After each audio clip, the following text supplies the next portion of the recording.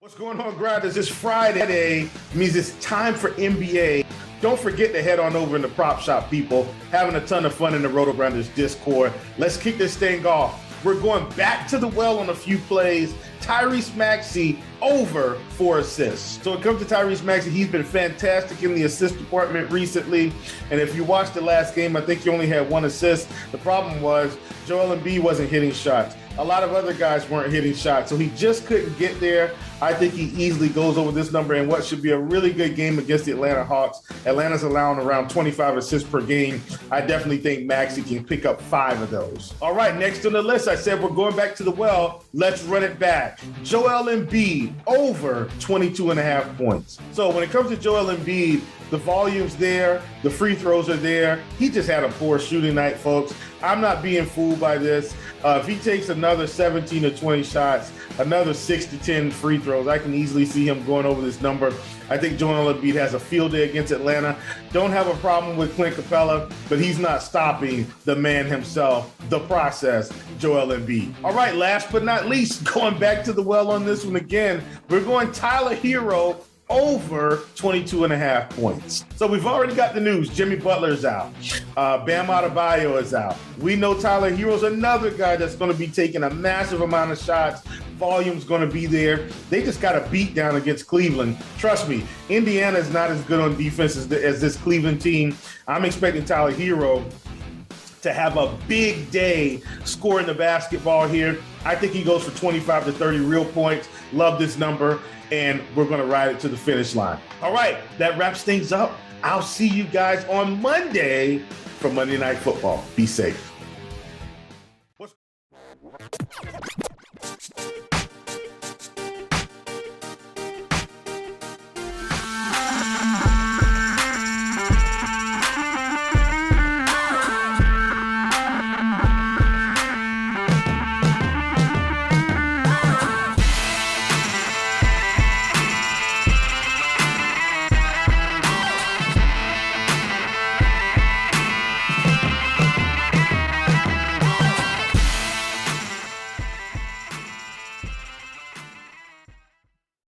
What is going on, Rotogrinders? Dean here at Dean78904, the daily fantasy handle around the industry. 511 on the East Coast, 211 West Coast, 411 Tennessee time. So, of course, that means it's time for the flagship show here at Rotogrinders. It is called Grinderslive. Joining me today on a Friday, returning champion, Kirk Dees, who took down the showdown slate last night on Yahoo. Congratulations. Just a solo shipper. I once won a piece of that. I once shipped. Liberal use of the term shipped. I once finished first in that Yahoo contest and lost money because I shared it with one guy. Max entered it. I don't even remember. And he had the train. I remember. I know. Max entered with one lineup. It's a CSV. It's most likely a CSV error, but could be 150. But I've had that too and prayed that I got that lineup and it didn't work out. But I will say that if you're going to ship a showdown, you should probably do it solo. Is that your advice? That's piece of advice. Professional opinion? Yeah, that's my opinion. Yeah. That's good. That's good. Congratulations. 25K for you, I believe. Is that what it was? Yeah, and I came out of nowhere, and I wasn't even expecting. I was shocked to see my name up at the top because it was the Deontay Harris touchdown just shook the slate. Yeah, the Cowboys just didn't want to tackle him for whatever reason. They're like, let's just let him go. It's cool. No worries. We're up plenty. How did the basketball slate go down for you last night? We were on the show last night, and some goofiness, man. It was it was a weird one. I had a couple live teams, and then and Simons was my last player. Let's just say I watched the entire OKC Memphis game. I watched every single possession of that. So did I. It was the worst basketball.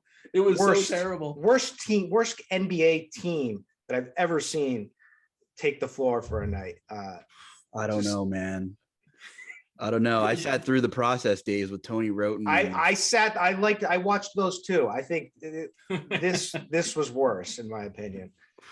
What's up, Justin? How are things in your world? And yeah, you're a Philadelphia 76ers fan, so you know about that tank mode deal. And it's the same guy, right? Isn't it the same dude now working in OKC? He must have been thrilled at that loss. Oh yeah, thrilled. Why am I losing his name for some reason? No, that's Presti over there in OKC. Hinkie is the Philly like Lord and Savior, you know. Okay, I'm losing my names for some reason. But yeah, maybe we should do the early 2000s Sixers teams versus like the current OKC team. Everyone talks about the 96 Bulls and the Warriors, but maybe we should talk about like the toilet bowl, you know, like current OKC or like 2011 Philly, 2013 Philly. That was brutal. MCW was one of those great players too for tech mode, was he not, in Philadelphia? Yeah, I feel like he was one of those integral players. He was a DFS dream when he was the only one on the team, averaging like 16, 6, and 6. You know, everybody's like, wow, the next greatest point guard. We got him. Very first game of his career, he faced the Miami Heat and got a triple double. So all downhill from there. But well, whatever. He's had a respectable career. Good for him. He got paid. He's doing well. Hanging out in Orlando now. We have a 9-gamer, boys. 9 games, not messing around as far as the slate tonight. And it's a little quiet, just not a lot of injury stuff. Like we have a pretty tight, as far as salaries, pretty efficiently priced. There's not a ton of bargains out there. We did get news pre-show as far as Tobias Harris being out, so that'll open up a little bit of stuff there in Philadelphia. Potentially one key piece we'll talk about soon enough. But otherwise, Justin, most people. Okay, we knew about Jimmy Butler and Bam Adebayo being out for Miami, so the price is mostly adjusted to that. Cat is questionable. If he sits, all of a sudden we're going to get some value pieces in Minnesota. Naz Reid will become probably the most heavily owned on DK at 3.3K. He's a fantasy point per minute guy, and I assume he would jump in the starting lineup. But I don't know. The way I'm seeing it, it's I don't know. It feels a little quiet to me. Do you feel the same thing? Yeah, it's pretty quiet. We had this slate with a bunch of info ahead of time, which is nice. Well, like we put Porzingis. Is Porzingis confirmed out or just like 90% not going to play? Doubtful. Yeah, so like it's good to have that stuff. It puts Jalen Brunson squarely in play. Hero, obviously his price is adjusted, but just give you such a high floor at 7K on FanDuel still. And he has some sick upside. Still get plus money on his over 2.5 threes on some books, by the way, which is kind of interesting. It's just like my fear is like I don't want to have too much Miami in that game, although there are some guys in good spots. I know it's the Pacers. And it's a 7:00 game too, and stuff might change, right? Yeah, exactly. You definitely want some of it. I guess my biggest issue on FanDuel is Lowry at 6,500. I totally understand the ownership. I get the situation. We've been down this road before. He's just been pretty bad this year. He's been pretty passive. I don't know. I guess if I'm more worried about him than Hero, especially at that ownership. I'd rather play Hero. Just kind of talking some things out here. I think the most interesting part is Dwayne Dedmon in that game, especially on FanDuel, because he's center only.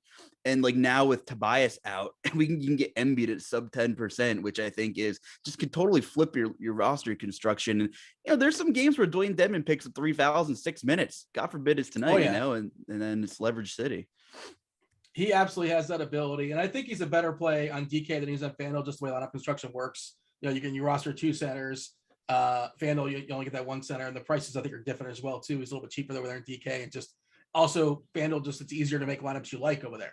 So for multiple reasons, I think Dedmon's a better play on DK than he's on FanDuel. And like you said, he did play 30+ minutes last time out, but he can get handsy for sure. And sometimes he gets kicked off the court. That happens as well too. I don't necessarily expect that to happen, but those Miami rotations can be a little bit fickle, and it'll be like that as well tonight with some of their wing players too. We'll probably talk about your thoughts, Kirk Deasy, before we dive in and break it down game by game as far as your general assessment of the slate. And the other one I think it's worth noting, we'll get to it, obviously, the injuries, but KPJ, if Kevin Porter Jr. doesn't go, all of a sudden, I think we're going to see Armani Brooks be super, super chalky, especially on DK. Yeah, so I love that game. That's my general thoughts. First, from a game environment, is that the Houston Orlando Magic game is the one that I want to be targeting. We don't really. Cat's questionable. I think he's going to play. So, obviously that could be huge news either way. That Porzingis, I'm feeling like he's doubtful. Christian Wood's in. Kevin Porter Jr., like you said, is the big kind of a big piece right there. But that's my target game. But I feel like just like yesterday, this is the calm before the storm. All of a sudden something's gonna rock the NBA, because that's what happens every single night. Hey, we talked about it yesterday about Giannis possibly resting. We're like, yeah, it's on the road, it's back to back, and Milwaukee, what are you doing? They did it like 10 minutes before, It was just the starting lineup. They didn't even announce that he wasn't playing, right? I don't think they did. That seems to be a little shady, but yeah, maybe we'll get something like that tonight. Who knows? But sometimes you can't really make reservations or plans until your lineups are in there, and you've got to monitor and baby them throughout the night as well. Let's go ahead and dive in and break it down game by game. Start with game number 1. That is the aforementioned Miami Heat. My Miami Heat in Orlando in Indiana. 206.5 is the total. Miami is a 5.5, 6-point dog, depending on where you're shopping, depending on where you're looking. And Justin, you kind of sort of touched on it as far as Hero. Hero, of course, is going to get, we presume he's going to jump in the starting lineup, get a massive boost as far as his usage as well. Now the price has adjusted, $7K on FanDuel, $7.5 on DK. Yeah, I guess that's the place to start, and Lowry as well too. But we've seen Hero thrive a little bit more than Lowry has, and you've also kind of referenced Dedmon.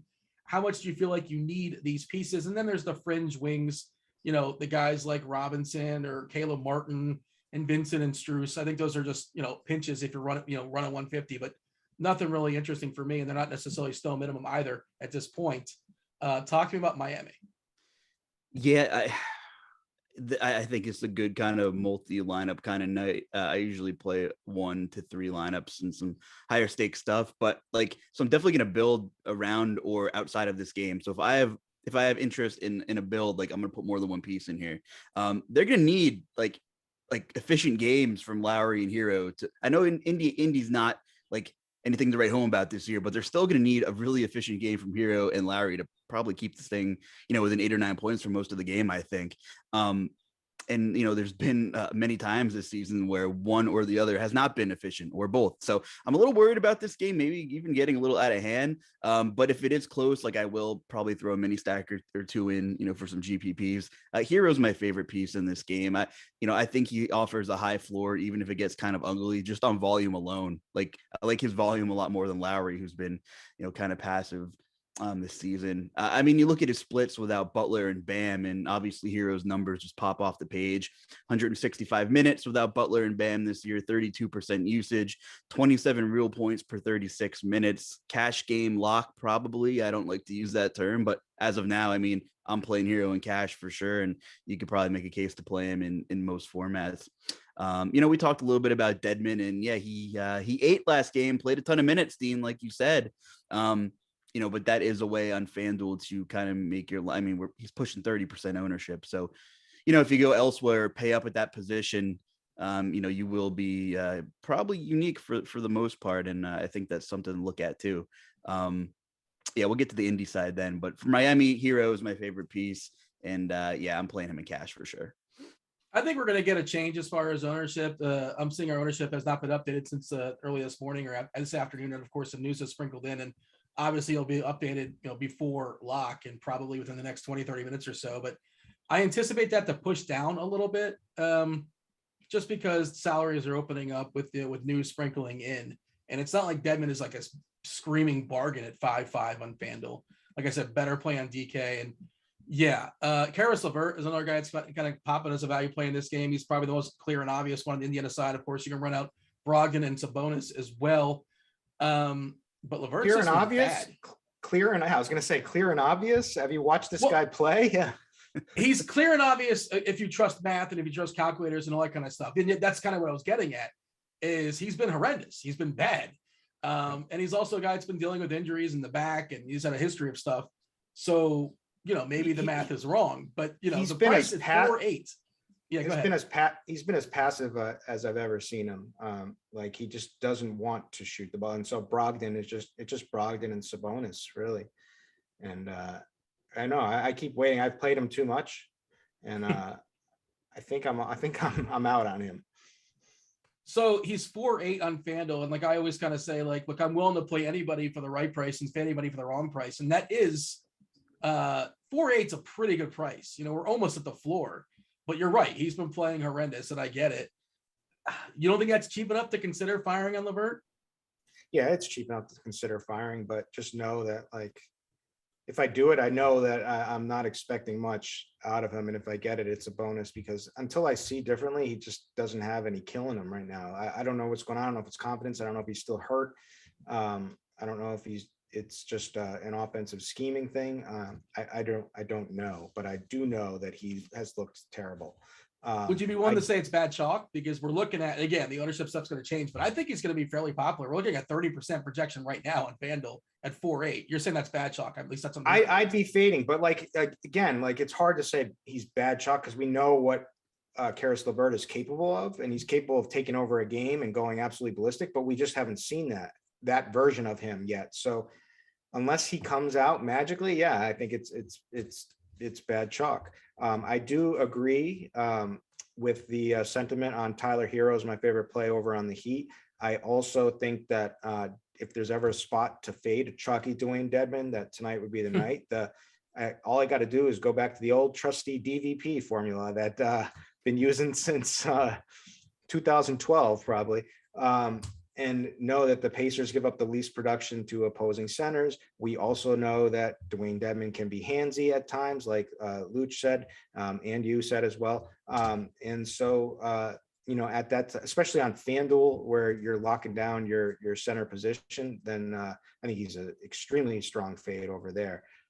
I get it. He's a good play, but this is a spot you can fade him, in my opinion. That's kind of where I'm at too. And it's not like he's, 3'8" or 3'9" or 4'2". He's 5'5". And yeah, he's a big who can get some blocks. He can rack up some threes as well too, and some boards. He can do all that stuff. And that's why, he's a good fantasy point guard player, but he is volatile. Luch, give me your take as far as the Pacers. And I want your take. I know you kind of reference FanDuel. What do you think of LeVert? Because people are going to play him. Are you going to be one of those people? You know what? I think I'm siding with Kirk right now. I need to see it first. If it was 2020, sure. If it was 2019, sure. But I don't know. I would label it as slate changing chalk, whether it's good or bad. If he comes in 30 to 40%, that can dictate, how the slate's going to break for the most part. I mean, what's his floor? Like 15 FanDuel points, without looking at it on a page of Q, it could be really ugly. And it's been rough. It's been rough. So I'm siding with Kirk right now. I don't have a ton of interest outside of Sabonis on the Pacers side of things, probably. I mean, he just offers a super high floor too. We know what his upside is. And without Bam and Butler on the team, I'm trying to pull some numbers now. But obviously I'm assuming that their defensive efficiency takes a pretty big hit. So I kind of like Sabonis on that side of things if I'm playing anybody from Indy. Yeah, I think that's a reasonable assumption. By the way, worth noting as far as Indiana not give who was in and who's out. TJ McConnell's going to be out for a while. He's not playing tonight. He's got a thumb issue, and Justin Holiday's out for health protocols. I don't know how much that changes things. Maybe that tightens their rotation a little bit. It opens up Duarte a little bit, but I don't know how much you need him on a 9-game slate. Does that excite you as far as the Indiana side, or it's basically the let's say big three? Yeah, as far as Brogdon, Sabonis, Turner, and LeVert because of the price, big 3.5. Is that kind of what you're sticking to, Justin, as far as the guys you're considering? Yeah, nothing else really excites me whatsoever. Brogdon probably won't end up in my pool tonight, but obviously he's a fair price, and we know what his upside is. So yeah, that's a fair assessment. Kirk, you got anything else as far as this game? I'm gonna go and give my recommendation for GPPs that I always do with Miles Turner. I usually like Miles Turner more than most people, but especially with a interior Heat defense that especially much older with Dwayne Dedmon at the helm of it, and also Miles Turner is capable of lighting it up from three, not all the time, but he does have his games where he will shoot that three, and I don't see Dedmon chasing him down out there much in this game. And the Heat have given up a lot of blocks on this season as well, so we know those are the big games on FanDuel and Yahoo where Miles Turner has those block games. So blocks and threes I think it's a good spot for both of them in this game. So I like him. All right, let's move on. Talking about, just got some news as far as this game. So that's perfect timing. Cleveland versus Washington, 208.5 is a total. Cleveland is a 3-point dog here. Should be a slower game, not terribly interesting. Two guys for Washington that were questionable because they were ill, but they're both going to be playing, both available, Aaron Holiday and Denny Avdia. On the Cleveland side, you got Jetty Osman out with a back. Dean Wade is doubtful with his calf. Kirk, is this a catch-me-up game? Do you like anything here? Is anything kind of excite you, or it's just sort of it's happening? But, what Garland, I think Garland's got an interesting price, I believe, FanDuel specifically. But otherwise, yeah, and I guess if you get in the right side of the Allen, the right side of the Garland Herald thing. But go ahead, jump in here. I mean, Jared Allen has been fantastic as of late. And, bigs have destroyed Washington. So I do like that. His price is getting up there, especially on DraftKings where he's 8,100. It's a little tough to swallow, but I mean, he's earned it over these last few games. I could do that. Yeah, other than that, I mean, the game environment is pretty poor in this one from a pace standpoint. Both of these teams play slow. Both of these teams are good defensively. The Cavs are third defensive rating. The Wizards are 13th. But the Cavs are also sloppy on offense. They allow a lot of steals, but I just don't know where I would look to.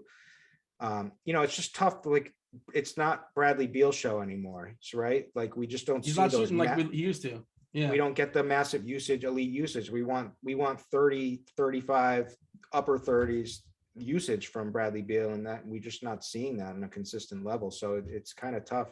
It's kind of spread out. Yeah, I think Jared Allen's awesome as a fantasy player with a prop. And now maybe I'm spoiled. Like, I remember we were paying, like, for real, he was like mid fives at one point on DK. Like, now he's 8K, and talking about being willing to roster anybody for the right price and pay him the wrong price. I'm not saying you still can't get there, but obviously the path is a little bit trickier. His price is just caught up with how good he's been. He's been spectacular. He's been great, but I just don't know if I can pay off that salary. By the way, give a refresh on Lineup HQ. The ownership just came in 5 minutes ago. You guys want to use Lineup HQ at your own leisure? How do you do that? You go ahead and get yourself $10 off your first month of RG Premium. You want us basketball, you want us NBA, have at it. Enjoy yourself. One Level Sports. You can get it that way as well. Highest owned guy projected here, Justin, FanDuel specific, is Allen at 16.5%, Ricky Rubio at 15.5, Harrell at 13, 10 for Garland, and I think DK is basically the same. The highest guy over there is Dinwiddie at 12.6%, and I just don't think I'm playing Dinwiddie. What do you have for me? What excites you for this game, if anything, here, Justin? Nothing really. And to be honest with you, you guys pretty much nailed it. The game environment's not great. You had the Russell Westbrook pace effect from last season to this season. Turns out they're decent defensively now all of a sudden too. Evan Mobley back kind of mucks the water with Darius Garland and his usage enough, I believe. Everyone was on him in that Brooklyn game where he went crazy. But Mobley's playing a ton of minutes. Kevin Love, we still can't get rid of Kevin Love or find him a new home, and he's like relevant for 20 minutes. And they're still giving they're giving Rubio enough minutes to make him a burden on these other guys we want to target, but they're not giving him enough to give him like consistent upside either. So it's really frustrating from a DFS standpoint. And like, when all these guys are fairly healthy, it's tough to target. The pricing is tight, like you alluded to at the beginning of the show. So for me, there's really not a ton in this game. Don't mind Evan Mobley. Had a ton of garbage points, blocks, and steals last couple games. Hasn't shot more than a dozen times, playing a bunch of minutes. So, 7-7 on FanDuel, I'd rather just go and play Jared Allen if I'm gun to head there between the two bigs. So, for me, it's probably Jared Allen, if anybody, but mostly a pass as a whole in this game. I was thinking when they're going to move Kevin Love, and I don't know if they are. He's 33 years old right now. He still has a year and a half left on his contract. 31 mil this year, 28 mil next year, and is he movable? Is he somebody that can pop? I guess obviously you're probably they get like John Wall back or something like that, but maybe not that bad. But yeah, it's rough. And Cleveland's not. I guess they have a shot for a playoff spot. I think. I feel like they do. I haven't looked at the standings in a while. They're in contention for a playoff spot, aren't they? I think they are. Whatever that's worth.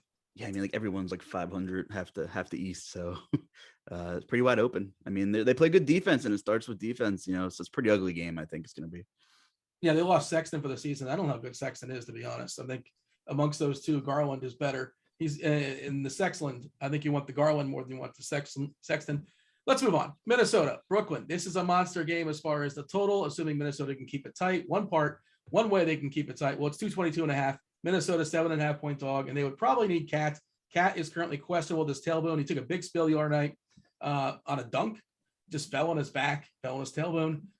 Currently questionable. A lot of guys in this team are sick too. Anthony Edwards will play despite being sick. Same deal with Vanderbilt. McDaniels is out. He's not feeling well. And Jalen Noel, for whatever it's worth, he's questionable. He's ill. Of course, Pat Bev is still out. Well, Justin, if we see Cat out for whatever reason, and I think you guys both talked about, or you suggested he probably plays. I think he probably plays. Who knows? We'll see. He tends to play through a lot. Naz Reid, he would become like this a really, really strong play, right? More than a fantasy point minute player. He also can be handsy, but he's a big that can shoot some threes. Just, decent fantasy player, solid fantasy player. If he somehow gets 28 minutes in this game, on a slate we're looking for some value, 3.3K on DK, he would be really interesting. So stay tuned on that one. What are your thoughts as far as Minnesota? No, you're right. You nailed it. If Cat plays, like I have mild interest in some Cat for GPPs too. Obviously, we like that Brooklyn matchup against Biggs, and I think he's fairly priced. And I'm thinking of what Jared Allen, speaking of, just did the Brooklyn a week or two ago. So there's your big smash in Brooklyn still. Jared Vanderbilt, I think when McDaniel's out, I think Vanderbilt's kind of interesting regardless. On DK, 4,800, a little pricey on FanDuel. Ripping down a ton of boards. I mean, when he's getting the run, so God forbid he's puts the ball in the basket a couple times, and like he's gonna have one of these massive like 4 steals, 2 blocks games soon. He's a garbage hustle player going up against the Harden run offense, which is super sloppy. So I think Jared Vanderbilt, you mentioned kind of looking for some value here, especially on DK at 4,800. If that's right. I mean, I kind of think he's interesting, especially since he's priced up on FanDuel. If you're looking to target some Brooklyn players, I don't mind Vanderbilt to kind of differentiate yourself. If you get a little lucky with those steals and blocks, he could have a monster game. He's playing a ton of minutes lately too. And you did mention McDaniels is out and half the team's sick. Maybe Cat's not 100%. Maybe they baby him a little bit. The double-edged sword of the NBA thing is they, when you get the monitored minutes news, they never get monitored. And then when their minutes are monitored, you never get the news. So who am I to say if Cat's going to play 40 minutes or not tonight? So I kind of like Vanderbilt here. And obviously if Cat is out, that opens up huge usage rules for, D'Angelo Russell and the whole 9 there with the whole squad. Like you said, Vanderbilt's not really much of a shooter, 11% as far as his usage. And the tricky part with him is that he's the price is better on DK than he is on FanDuel, but he's more of a FanDuel player than he is a DK player. Averages a fantasy point per minute on FanDuel, because of his stocks, and 0.94 on DK. Kirk Dees, what do you have for me as far as Minnesota? It's also a revenge game for Russell, if you care. Oh yeah. And I'm not really that interested in D'Angelo Russell at that price. It's just it can go so poorly at that level for you. I am, however, extremely interested in Karl Anthony Towns if he plays in this game. First of all, both these teams are playing fast, right? So the Wolves are top 10 in pace, number 9. The Nets are 7th in pace. And Cat's going to have an old LaMarcus Aldridge chasing him down and guarding him down there, and he should just, if he doesn't abuse this matchup, then I don't know anything about matchups, but I think he will, and I think that Q tag is going to hold a lot of people off of him, and so Towns would be someone I'm really contemplating playing hard tonight. What about Brooklyn? It's the Harden and Kevin Durant show. Do you have a preference amongst the two? I kind of think it's a Durant game, but both of these guys could eat for sure. They're, especially with McDaniels would be somebody that would probably help out with guarding. So we'll see on the news with him, but they will, Okogie might even start in this game to go on to Harden. I don't think it really matters. I think I think both of these guys are on pace to have strong games, but Durant would be my slight preference. We're also seeing Aldridge apparently going to get a fair bit of ownership as well that I'm seeing. I think is that more FanDuel specific? Where was I looking at? Yeah, we're projecting 24% ownership on FanDuel from LaMarcus Aldridge, 28 minutes and about 30 fantasy points at 5.7K, which again, that's not like jumping off the page as a screaming value or anything, but it kind of sort of makes stuff work. Justin, your thoughts is, oh, go ahead. You should see Yahoo. His projected ownership is going to be really strong there tonight as well. I did rankings for Yahoo today. I think I put him in the top 3. Was that correct? I don't remember. Maybe he was on the podium. I'm fairly certain. Is he one of the best 3 centers tonight on Yahoo? He's going to be heavily owned. I don't know if he's one of the best 3 centers tonight on Yahoo. Yeah. I mean, not raw points, obviously, but salary cap considered. I mean, he projects as one of the best 3 players. I just so Nick Claxton's going to play allegedly. If he plays enough, I think that caps Aldridge a little bit here. That I'm less interested in Aldridge. Although, Towns is as old as as old as LMA is. Towns doesn't play any defense either, statistically. But I'm not buying Aldridge, too much. I think there's plenty of other ways to go. especially on FanDuel, where you have the guys at the top like Cat, who I'm also interested in, and Embiid, or if you go Deadman, I just I won't land on Aldridge tonight. But Claxton back, I think, hurts enough, maybe, that we haven't seen him in a while. Maybe people forgot he exists. I mean, I kind of did. So I don't know. Well, Blake's out of the rotation, right? He's not going to grab any minutes. We were giving Claxton 12, and it's tough because he's been ill and sick for a month. There was never really any report what he had. I'm glad to see he's back. I'm glad to see he's healthy, and who knows what his conditioning is. And I think 12 is a reasonable guess. Maybe he gets up to 17 or 18. What would you guess, Justin, is how many minutes Claxton would play? Because it is it's a tricky thing. I don't know. We're throwing in the dark here. Steve Nash does some dumb stuff also, so you got to throw that in there too. But I don't know if he plays 15, 20. I mean, if he, God forbid, he plays some good defense, but he doesn't strike me as a good defender. I like Cat quite a bit in this game too. I'm just saying he's back, and that matters a little bit, enough for me to not be super interested in Aldridge. On the flip side, what was I going to say about Cat? Yeah, I mean, how much stock are you putting into this? His last 2 games were his 2 highest usage games of the season for Towns. So now he's got a sick matchup, more aggressive, back-to-back, 30-point games. Hopefully that tailbone's holding up, and I think this could be a monster spot for Towns too. I'm with you, Kirk. No, well, here's the thing on LaMarcus Aldridge. I just don't see a ceiling there. I just don't think so. Everything that I'm looking at tells me this game is going to play fast, right? Both of these teams like to push the pace. LaMarcus Aldridge doesn't sound like the answer in a fast-paced game, right? And then you also just look at his game logs and you see he 23 against the Knicks, decent defensive and decent maybe.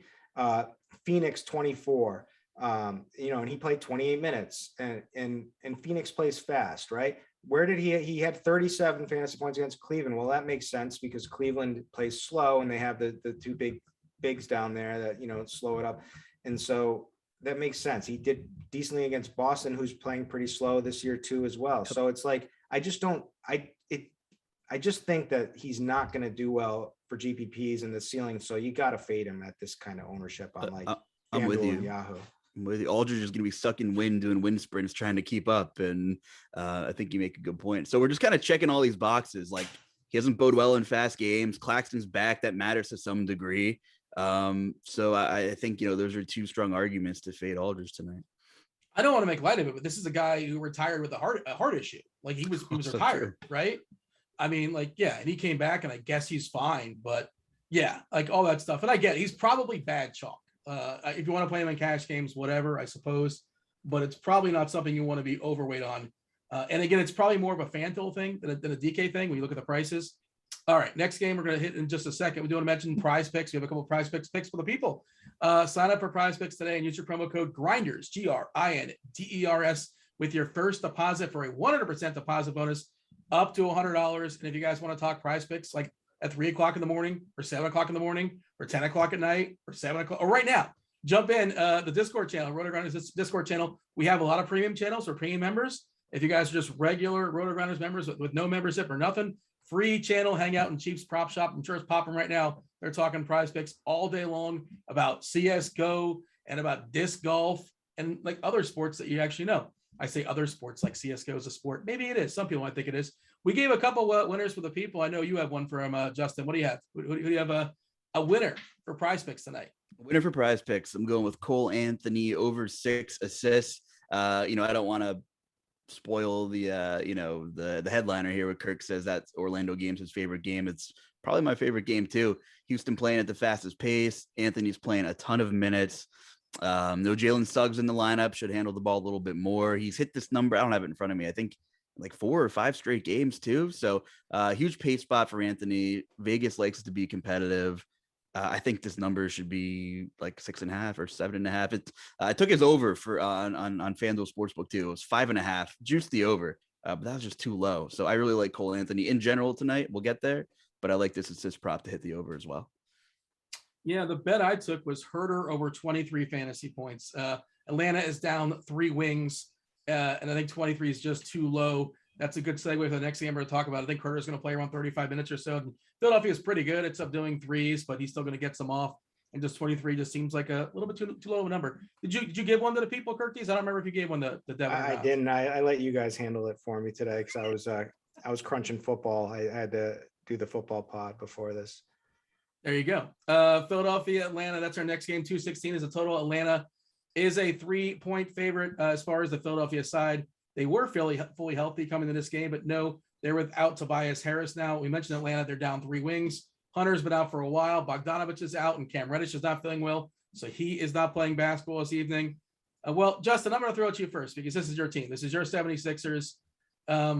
Looks like Yang, we presume he's going to draw the start, and he's super, super cheap. Like the prices have now kind of adjusted back to where they were, not where they were when he was driving and everybody was out. So it's back to normal. Now that's a value play. Value du jour. Gorgin Yang. Are we going to be firing him up tonight? Is that good chalk for you? I don't mind it. Like I'd rather play him than some of these other chalk, than LMA or some of these other guys. For sure. He should see a ton of run. I think an interesting guy in this game is Seth Curry, who gets a pretty decent scoring bump without Tobias on the court. However, the Sixers have had so many moving pieces and so many different lineups. You kind of have to take these on-off splits with all these guys with a grain of salt because, quite frankly, most of them just haven't played with each other for a decent sample size. But yeah, I don't mind Niang. I mean, Atlanta's much better defensively, but they can get exploited by wings. So I think he should see a decent amount of minutes. We haven't projected for a good chunk of minutes, don't we, Dean? I think we're on 32, 33. And I should specify Niang is a better play on DK than he's on FanDuel. I think he's 3.5 on DK and 4.5 on FanDuel. And that 1K makes a distinct difference. Like, DK, you need the salary to open a little bit more. FanDuel, where it's, more priced up and it's a little bit easier to make stuff work. So you can still play him there, but I think on DK, it's a better play. I'm with you. He's a DK play. He's in, if you're multi-entering, he should be in your pool for FanDuel as well. But I'd more or less make him a value priority on DK as well. But, speaking of the Sixers, I know Clint Capella isn't the greatest matchup, but this has got to be an Embiid smash spot, you would think. No Tobias, there's no Ben Simmons, obviously. Clearly, you see the production drop off with Tyrese Maxey when Embiid takes the floor too. It's just not there when they're coexisting. Not to the degree we were seeing for a 3 to 4 week stretch where he was, arguably going to win the Most Improved Player of the Year award and people were pouring in money on the sports books. And maybe he still will, but I think they both need to figure it out, distribution wise between the two. I like Embiid a lot too. Not as much as Towns, but it's close. I'm not sure exactly where I'm going to land. We'll have to see if I prioritize some Kevin Huerter after this show, which I want to hear what you have to say about him too. So I think it's more or less looking into Curry and Embiid on FanDuel for sure, than prioritizing Niang at that price. I think we're getting DeJounte Murray as Most Improved Player. Who's going to disagree with that? Yeah, I mean, not me, but let me offer some value to people. I have a sports betting, super sharp friend that I rarely get to speak to that much about this because he's always running simulations and whatnot.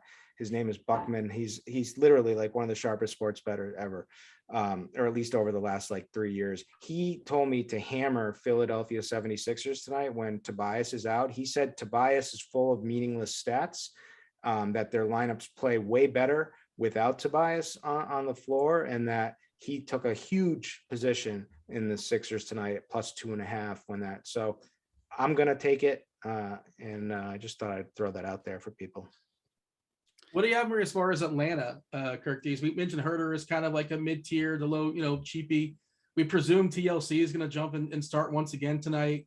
Obviously not a fun roster, but he can sort of eke his way there if you need it, possibly. Capella's been great, but I don't know how great this matchup here is against Embiid. And Trae Young's another guy you can fire at in tournaments as well too. He can put 40 real life points in the bucket as well. Is Thibault gonna get a little bit of run for Philadelphia? Just trying to think from a defensive perspective. They probably throw some Thibault on Young, not necessarily they can stop him, but they maybe subdue him to some degree. What do you have for Atlanta, Kirk? Anybody excite you over there? And well, this is another reason why he's so high on Philadelphia is because he expects Gallinari to get a bunch of minutes again. And those are complete wasted minutes for the Hawks. I mean, it's Trae, right? But how can you pay 10-2 for Trae? I mean, you can, but I mean, especially with Thibault, probably going to be locked onto Trae. Wouldn't you assume that that's what they do tonight?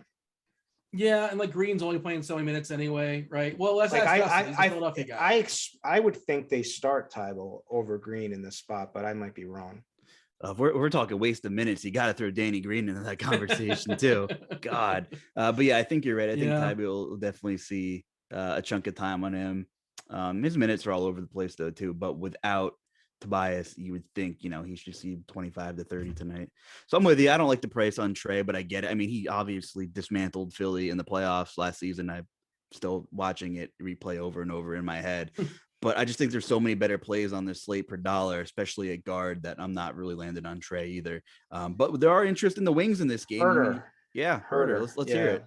I mean, there's really not much. The kid's a baller when he gets the minutes. He didn't, it took him a while to get ramped up because he was injured in the very beginning of the season and then through the preseason. So, he's rolling now. He's playing big minutes, and this kid's a baller when given the opportunity. And, if Tybalt is clamped on to Trey and slowing down Trey, the Herder's going to be the guy that they need to go to on the outside for some scoring in this one. He was playing great the other night for scoring. He doesn't do much on the, with the peripheral stats, but that's what you need him to go off and light it up a little bit. I think Capella's interesting. Maybe, I don't know. Really not that interesting though, that price.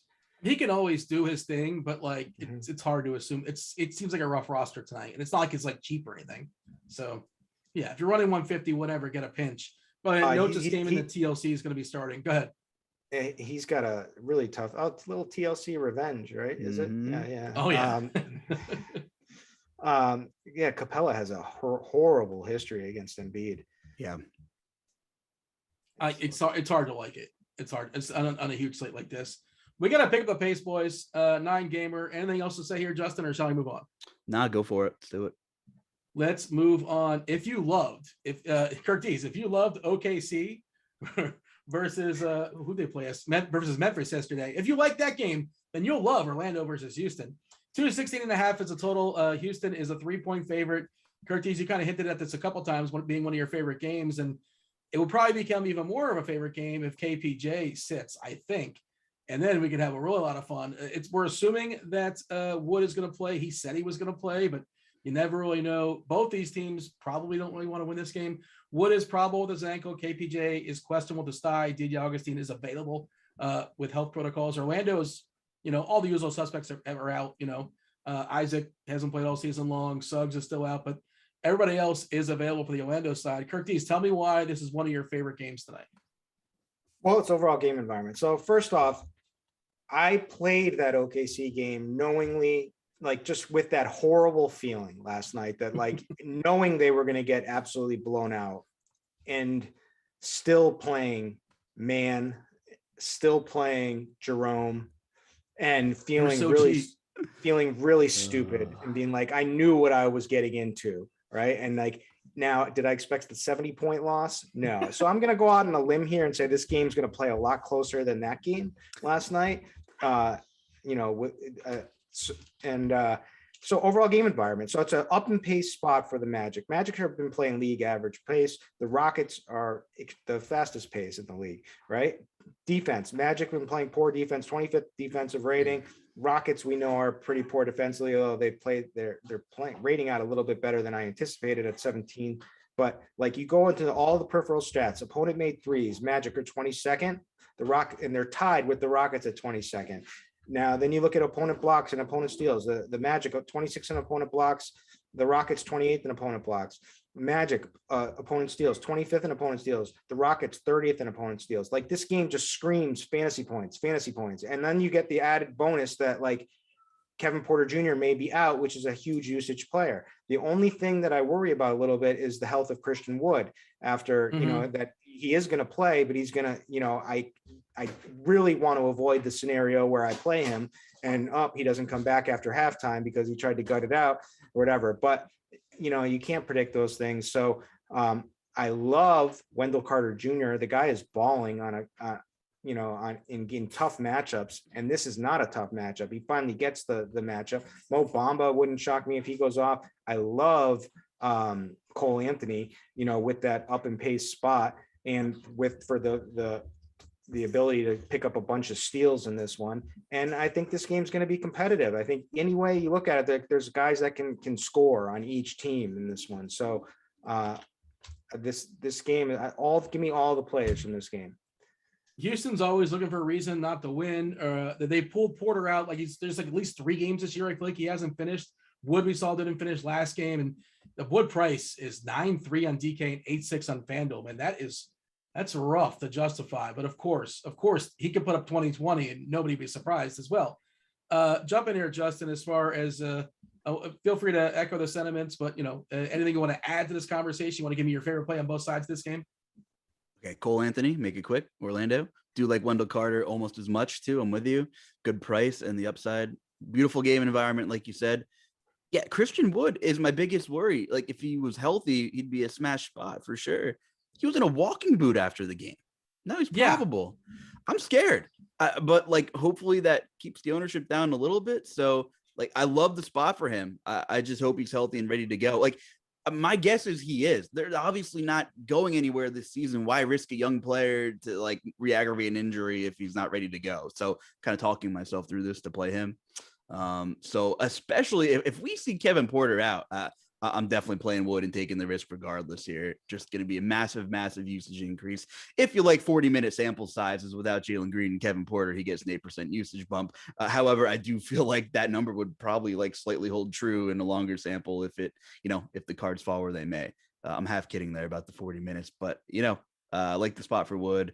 And even just Sean Tate, a huge price bump, but you have to consider him if we don't get Kevin Porter as well. He's been really good too. Great game environment. He crushed, yeah. He put up like a 70 spotters in the absence of both Wood and Porter. Ridiculous. And if Porter doesn't play, he was Yahoo chalk, and chalk that I faded that night, and it was just he got like the ultimate run out, like with Porter and Wood out, and it was like, of course he's gonna smash. It's a good thing you get that showdown slate. You'd be broke otherwise. Well, I still you'd be okay. I'm all right. But Tate, I do like Tate, but I also like Franz Wagner a lot. Wagner. I like him a lot. I just want guys who can score, man. I am worried about Wood, but the only site that I do like, he's 35 on Yahoo, and that's pretty playable over there. If Porter Jr.'s out, but like, over looking at on DraftKings, I'd probably stay away, but I'll look to the guys like Tate, like Wagner, Cole Anthony, who I love. Eric Gordon, I think, if Porter's out, Gordon's going to have to, I know. We all know. I know, but he can score. And like, this is a good matchup, right? Like a bunch of bad defenders. So, turn it on for a night. He's actually like turned in some peripherals this season a little bit, like looking at his game log, 5 assists, looking back to November, then you get your 1, your 2, 7, like usually just scoring dependent. Eric Gordon, like let's roll him out for 16-0-0 line like Bogdanovich. But I mean, he's distributing a little bit. And Armani can play. Armani Brooks. If KPJ doesn't play, I'm probably lock buttoning him on DK. A 3-4, whatever he is, 3-4, 3-3. Terrence Ross is 3-1, by the way. Like, what happened to this dude? This guy 3-1 on DK. He can't hit a shot, is what his problem is. Yeah. Did he just forget how to shoot, or it's just a variance thing? I don't know. Is it like the Karis LeVert treatment? People go through little streaks. He'll be back. He's interesting at $10 on Yahoo. We have at least one catch me up game. I think we have 2 catch me up games. 4 games left. New Orleans, Dallas, 216 is the total. New Orleans is a 7-point dog here. As far as who's in and who's out for the New Orleans side, we're looking at Josh Hart, who's questionable. Dallas, Porzingis, he's doubtful. We're assuming he's out. WCS out for personal reasons. Let's knock this out quickly, if you don't mind, Carlucci. I think one of the best big spends on the slate would be we're looking at Luka Doncic, the absence of Porzingis, Jalen Brunson, the Brunson burner, still too cheap on both DK and FanDuel. I like him on both sites. Talk to me about the whole game, if you don't mind. No, those would be my main 2 talking points. I think Tim Hardaway is a decent tournament play. We know how tournament only play because we know what he does. He's like 0 or 100. So I like Tim Hardaway, decent little pace up spot, I think, for Dallas. But Luka, you're going to have the salary to spend up, and he's been playing much better than he was at the beginning of the season. There's nothing to worry about with Luka. So I'll just pass it over to Kirk. I agree with you, Dean. I bet him at like 3.5 to 1 to get a triple double in this game. I think he just crushes his team. What are your thoughts here, Kirk? Is Luka one of the best big spends in the slate, and compare him to guys like the Brooklyn dudes? Yeah, if the Pelicans play them close, I think if with Porzingis being out, he certainly shoots up, and I think the chance of it to be more competitive shoot up as well. You know, the Pelicans have been really struggling, but like from an overall game environment, this is a good matchup for the Mavs, right? Like the Pelicans are 30th defensive rating, 21st in opponent made threes. Luka is someone who will be picking up a lot of that usage and shooting those threes tonight. So yeah, I got nothing bad to say about Luka. I like him. The Pelicans also give up a lot of steals and blocks. They're in the bottom third there for each. So I'm with it. They were playing both sides this game. Maybe Ingram, but like I just say that anytime if like they're on the slate, I really don't feel strongly that Brandon Ingram's going to do well in this spot. If you're playing Ingram, you're probably running it back with Luka, Brunson, or both, right? I assume that's Brunson or Hardaway Jr. could be interesting too as well. All right, let's move on. I think this is a catch me up game. Boston versus Utah. I don't have a ton of interest here. 210 is the total. Utah is an 8-point favorite. Utah fully healthy. Royce O'Neal expected to play with a split and ankle. Okay, well, Forrest is questionable. That's not a big deal. Jaylen Brown is out for Boston, but still hard to get terribly enthused. Schroeder is probably the most interesting play. What do you have for me? Well, Curtis, this is your team. Are you excited about this game? This one for me is just sort of it's happening, but I don't think I'm getting much here. Yeah, it's tough. So we've got Jaylen Brown out, which is good for some usage to be spread around on the Celtics team. It's a tough matchup, obviously, with the Jazz. There's, I want to play Tatum, but Tatum's going to have to do it from the outside. I don't see him attacking the basket that much with Gobert, laying down, staying back, hanging. But yeah, this is a game I really don't. It's really just Tatum, maybe Dennis Schroeder. As somebody who can pick up a bunch of minutes and a bunch of usage. We've seen him go off in similar situations, but again, it's all tamed down by the fact that this is the Utah Jazz. Yeah, 5.5K on FanDuel is actually a really good price for him. I think that's the place where you play him. Justin, your thoughts? Also, the front end of a back-to-back for Boston for what it's worth. So if they're getting walloped, they might call it off early. Yeah, I'm not crazy about this game. Tough matchup. Don't mind Dennis Schroeder's price, but I think there's too many other options at guard tonight. Tatum, always has the upside, the usage bump I'm just like reiterating the points here. So I'm with you. This game's mostly a pass for me. If I can quickly give you like a vomit play from the Mavericks game, just so I don't forget. It could be Dorian Finney-Smith. When he said steals and blocks, it kind of rung a bell here. And, a couple blowouts in the game log, but if it's close, this is a guy that could play 35 minutes without Porzingis here. And it's just never pleasant playing him or Tim Hardaway, but I think it could be a Finney-Smith large field GPP night. Thank you. Phoenix at Golden State. For me, this feels like more of a game. It's more fun to watch than to play from a DFS perspective. Not that you can't, but no, everybody's kind of priced where they should be. 215.5 is the total. Golden State 7-point favorite as far as Phoenix, who's in and who's out for them. We got Devin Booker out, obviously. Golden State, they're getting Damian Lee back. Iguodala still out. They put Kuminga and Moody in the G League for what it's worth. Kirk D, so are we excited about this game from a DFS perspective? Mildly. I do have some interest in this game. I mean, Devin Booker out. I first of all, I expect the Suns to play this game competitively. I know they've gone to a big dog and they're, missing Booker. I still think, like this run that they're on means a lot to these guys. I still think they're a very capable team, and Golden State's going to be fired up coming after, getting their rematch here, right? And what happened in that last game? Well, Steph got shut down by Mikal Bridges, who's a great defender. I think they'll have some other game plan twists in this one. So like a guy like Andrew Wiggins might step up in this one, like kind of on the cheaper end. I know that's gross to say. Wiggins, how often does Wiggins really come through for you, especially on a GPP standpoint? But I think tonight that is like, he's a really sneaky play. The thing that really popped out, I like DeAndre Ayton, picking up usage and shots, and he just scored 48 points with Booker for some of that game, so I like him. I look at Cameron, I know it was the Detroit, so I kind of throw it out. I don't think it means a ton, but when Cam Payne was on the floor, they did bump his minutes up a little bit now that he, like in his first game back there, 41% usage when he was on the floor. Anytime I see that kind of minutes thing, is that though? I know he played for 21 minutes. Okay. That's But pretty wild. I know it was just crazy. And again, that's probably more of a function of the fact that he's the point guard and it was the Pistons and he could probably do whatever he wanted and they didn't have to, he wasn't held up and whatnot. But anytime I see that kind of elite usage, that catches my eye.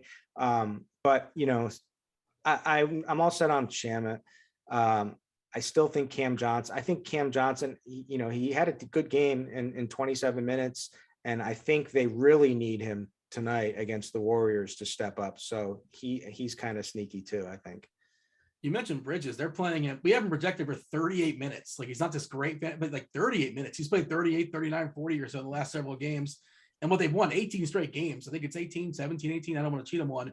But they're still 7-point dogs. I know Booker is not playing. That still seems, and Golden State's been awesome. So like, I get it, but just kind of weird.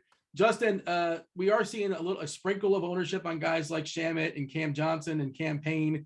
Do you have a favorite amongst that group? Do you care about any of them? Do you have a favorite player on the Golden State side? Yeah, you know what? I do care mildly. That was a good way to put it. Usage popping off for Cam Payne, but I do like Cam Johnson quite a bit. A guy that's not like super popping on projections, but 39 on FanDuel. Really good showing against Detroit. Averages without Booker 16 real points per 36 minutes. He's not going to get that run, but if he plays 30 and pulls down a couple boards and a block and a steal against a very high paced Golden State team, I think Cam Johnson could be one of the better lower owned value plays tonight as well.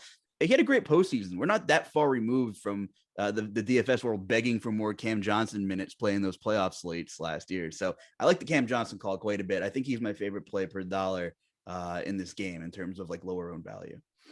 5 minutes left. I want to knock out these questions we've been compiling in chat before we step aside and get out of here. Of course, we have the hammer. That is the Clippers and the Lakers. We are getting Paul George back from his rest. They got absolutely embarrassed by the Kings. Batum is still out. We're expecting everybody good to go. The key guys for the Lakers, LeBron and Davis, both are probable, which tells me I don't necessarily need any of them. Maybe one rises up, but one should not necessarily absolutely crush this slate. Paul George, in theory, should be a pretty solid play, but he's also going to cost you. Quickly, Justin, do we like this game? Do we like anybody here? I think George is probably the most interesting piece here. You agree with that? Yeah, he's probably the most interesting piece here. Reggie Jackson was carrying some ownership at FanDuel at 59 earlier today. Although at that price, much like Aldridge, I'm not sure what the upside is. Although the Lakers playing at that Russell Westbrook pace, who loves to turn the ball over, I do understand, maybe getting some cheap steals and stuff like that too. However, I don't find myself landing a lot on this game. Like you alluded to, the Lakers are fully healthy, which typically is a full fade for me on a huge slate. You got anything to add there, Curtis? I wasn't listening. Do you care about the Lakers and Clippers tonight? I like Paul George. I think, and there's also a ton of. I wasn't listening. I was engaging in chat. But Dwight Howard, they've said he's gonna start, and they said, and they may just replace all of DeAndre Jordan's minutes with Dwight Howard and keep his regular minutes. So he may have a huge minutes upside. He's 3,600 tonight on DK in a matchup against the softer. Although, did you know that Isaiah Hartenstein ranks out as like one of the best defenders on the season this season? Which he plays with a ton of energy. If you watch him, like he's all over the place. Like he's kind of reckless, but he's a great fantasy player too in our world. When he actually gets some run, which is so rare. But they always have a big out there, right? They've got Hartenstein. They have in Zubac, theory, or they have Ibaka, and they're soft, right? And in theory, right? Like Hartenstein is pretty soft. Zubac is undersized and pretty soft. Like so, I mean, Howard this could be a game where he absolutely goes off. He could foul out in minutes, and two at the same time. Yeah, there's a lot of variance in Dwight Howard always, but I really am tempted by the upside, especially in a nice. He did have a nice game against Sacramento in his last one where he got a ton of minutes as well. So yeah, the minutes. Chargers. Yeah. You can't project him for 35, but he played 35, which is wild. All right. Some questions in chat. All right, Kirk Dees, your favorite GPP value play and your favorite spend up on DK specifically. I'll give you a second to sit with that one, and I'll throw a question to Justin. Justin, anyone have the stones to play Kevin Love? I don't. Do you? Nope. I don't. Another question for Justin. DK tournaments, you think this is your team, so I'm asking you, Maxey's, is there a chance he gets more usage with the absence of Tobias Harris? Yeah, for sure. But I worry about him chasing around Trae Young. Maxey's not a great defender. And I just need to see him coexist more with Joel Embiid. I'd go elsewhere with all the guards on tonight's slate. Curtis, I got back-to-back questions for you. First of all, do you have an answer as far as your favorite spend up and your favorite value play on DK tonight? So my favorite value play would be Dwight Howard. My favorite spend up, I know it's crazy. On DraftKings, I think Kevin Durant goes off tonight. So I'm going to say Kevin Durant. Same question for you for Yahoo. Your kid Yahoo. You gotta live up to that moniker. I'll give you a second, let you think about it. But same question. Favorite value play, favorite spend up on Yahoo as well. Single entry tournament on DK. This is for you, Justin. Single entry tournament on DK. Does Chris Paul work for you as a low owned play? I'm fine with that. I'm okay with that. Yeah, I'm fine. Just off the pace of that game alone. So yeah, I'm fine with that too. Can we play Şengün tonight for Houston for tournaments? I mean, you got to be in a big contest to play him in my estimate. It's just hard. Well, if Wood's out, right? If Wood's out, then Şengün becomes more interesting. Yeah, but I think Wood's going to be in, right? That's what's it's. We assume he's going to play. Yeah, at least for a half, right? Yeah. Is Armani Brooks a valuable cheap option for FanDuel like Cam Johnson was yesterday? I think you need KPJ out. And he's a better play on DK, but playable on FanDuel. Would you agree with that there, Justin? Yeah, totally agree. I'm going back to you, Kirk Dees. Your favorite play, favorite spend up, favorite value play on Yahoo specifically? Favorite spend up is Luka. And my favorite value play, I'm torn between Campaign and Kevin Huerter. Huerter's like what, $11 or something over there? He's really 13. cheap. He got a little bump 13. to 13. Yeah, but with Cam Reddish still out, I think the role is really strong. A couple more before we step aside and make way for crunch time. Justin, can we play Campaign in a DK GPP? I'd play him in something very. We know what he's much. 3,700 is a friendly price on DK, but I'd more prone to play him in large field stuff. Happy I'm not getting this question. This is for you, Kirk Dees. DK tournaments, who would you rather play, THT or Monk? Enjoy that question. Oh boy, I was on a big. I would play Monk. He just think about he plays better with like all these guys back, LeBron and stuff. Like he's going to be a guy who's going to hit the three on the outside there. THT needs to be the one like running the offense when these guys are out. Yeah. So and he can bust in that scenario. So I think Monk is the answer there. One more, Justin, for the road. Brooklyn looks to be super short on bigs tonight. Do we look at Claxton or James Johnson as a dart in tournament fields? I can't imagine Claxton getting enough run to justify a roster spot, but who knows? Maybe he's going to get 20 minutes. I have no idea. And he can get it done in 20 minutes. You have any interest in Claxton or Johnson in I assume a really big field tournament on DK for tournaments? No, not really. To be quite honest with you, I know we're trashing the Aldridge upside thing, but like he's going to play enough, where I don't know what James Johnson's role is going to be. I just think you can go elsewhere tonight for sure. Appreciate the questions, y'all. We wish we had time for more, but 9-game slates, that's how it goes down. Sometimes we got to step away and make way for crunch time. Do it the like button on your way out. Like, subscribe to our notifications. Thanks to Devin for producing. Thanks for asking questions. Makes the show more fun. That was Justin. That was Kid Yahoo Kirk Dees. That was basketball. I was Dean. We're out of here. Hold it.